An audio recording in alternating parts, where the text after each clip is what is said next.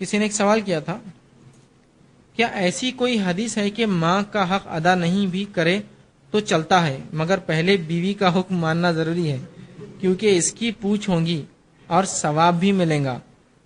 بہرحال ایسی کوئی حدیث تو میں نے کبھی نہیں پڑھا، نہ ایسی کوئی بات میں سمجھتا ہوں عقل نقل سے ثابت بھی ہو سکتی، کبھی نہ عقل اس کو تسلیم کرتی ہے نہ نقل کتاب و سنت تسلیم کرتی ہے۔ اب بہرحال یہ ایسے معاملات ہوتے رہتے ہیں کہ لوگ اس طرح کی حرکتیں کرتے ہیں۔ اگر کسی بچے نے یہ کیا کہ والدہ کا حق ادا نہ کیا اور پھر بیوی کا حق ادا کرا اور کہہ رہا کہ اس کا حکم ہے اور اس کا ثواب بھی ملے گا، تو یاد رکھیے اللہ اور اس کے رسول کی اطاعت، فرمانبرداری اور شکر گزاری کے بعد دنیا میں اگر کوئی ذات ہے جس کی اطاعت، فرمانبرداری اور شکر گزاری ہے تو والدین ہے، اور والدین میں اگر کوئی مقام رکھتا ہے اونچا تو والدہ ہے۔ دونوں کے اندر سے اگر دیکھیں والد والدہ میں تو اس کا مقام والدہ کا والد سے اونچا ہے، یاد رکھیے 3 مرتبے اونچا ہے، حالانکہ دونوں ہی اہمیت کے حامل ہیں۔ جہاں رسول اللہ نے فرمایا ماں کے قدموں کے نیچے جنت ہے تو وہیں کہا باپ جنت کی چابی ہے، وہ دروازے کا لاک ہے، تو یہ نہیں کہ ماں کے قدموں کے نیچے باپ کو چھوڑ دیں گے۔ سب کا حق اپنی اپنی جگہ ایک انسان کو ادا کرنا پڑے گا، یاد رکھیے۔ تو کوئی شخص یہ کہے بیوی کا حق کی پوچھ ہے ماں کی نہیں ہے تو یہ درست نہیں، لیکن معاملہ نپاتلا ہونا چاہیے، میں یہ کہتا ہوں کہ تو اگر میں خالی ماں کا حق بتا دوں گا بیوی کا نہیں تو یہ بھی اچھی بات نہیں، معاملہ نپاتلا ہو۔ ورنہ کبھی یہ ہوتا ہے کہ آپ جس کو حق سمجھتے ہو حق ہوتا ہی نہیں شریعت میں، یہ بات بھی ضروری ہے نا، کہ مثال کے طور پر ماں یہ کہے اپنے بیٹے سے کہ تم اپنی بیوی کے ساتھ مت سو، یہ میرے تمہارے حکم ہے، تو یہ ماں کا حق نہیں ہے، یاد رکھیے، یہ اس کا کام نہیں ہے۔ کہ تو اس نے پھر شادی کیوں کی؟ جب وہ چاہتی تھی کہ اس کی بیوی کے ساتھ وہ لڑکا نہ سوئے اس لڑکی کے ساتھ، تو کیوں شادی کی؟ تو یہ تو اس کا حق نہیں ہے، تو کیا حق ہے سمجھنا بھی ضرورت ہے۔ ورنہ کبھی کیا ہوتا ہے کہ بیٹا بیوی سے محبت کر رہا تو ماں اپنی جگہ جلنے لگ جاتی اور وہ سمجھتی میرا حق مارا جا رہا ہے، نہیں نہیں نہیں، وہ اس کا حق ہے نا۔ کہ مثال کے طور پر لوگ یہ کہتے ہیں کہ باپ سے محبت، ماں سے محبت واجب اور فرض ہے، بہنوں اور بھائیوں سے محبت یہ واجب اور فرض ہے، ٹھیک ہے، دوست احباب اور پڑوسی سے محبت یہ واجب اور فرض اور سنت ہے نا۔ بیوی سے محبت کوئی کرے تو بولتے یہ غلام ہے اس کا، یہ غلام ہے اس کا، جبکہ جب سب سے محبت کر رہا ہو تو آپ اس کو اچھا سمجھیں، تو بیوی سے محبت بھی کریں گا تو اچھا انسان ہوا نا۔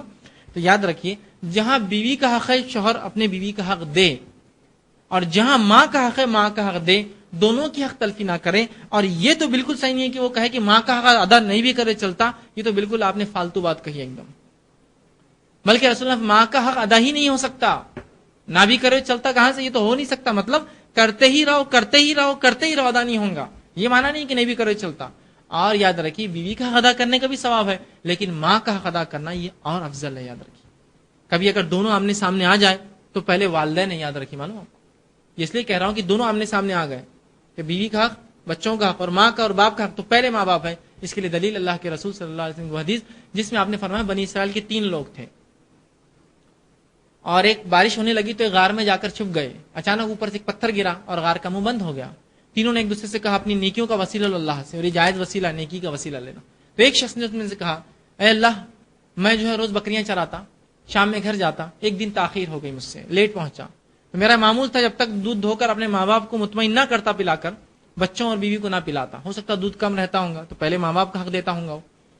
ہوا یوں کہ ایک بار میں آیا اور ماں باپ سو گئے تھے، میں نے دودھ دھویا اور میں انتظار کرتا رہا، حالانکہ میرے بیوی بچے جو ہے بھوک سے تڑپ رہے تھے، چلا رہے تھے، لیکن میں نے انہیں نہیں دیا۔ جب میرے ماں باپ جاگے، واللہ عالم کب جاگے، میں نے انہیں دیا۔ یہ عمل میں نے خالص تیرے لیے کیا تھا، اور اگر یہ نیکی میں نے تیرے لیے کی تھی تو اس مصیبت سے حل کر، ہمارے ہم سے دور کر۔ اور رسول اللہ پتھر اتنا ہٹ گیا کہ باہر کی روشنی اندر آنے لگی، لوگ دیکھ سکنے لگے۔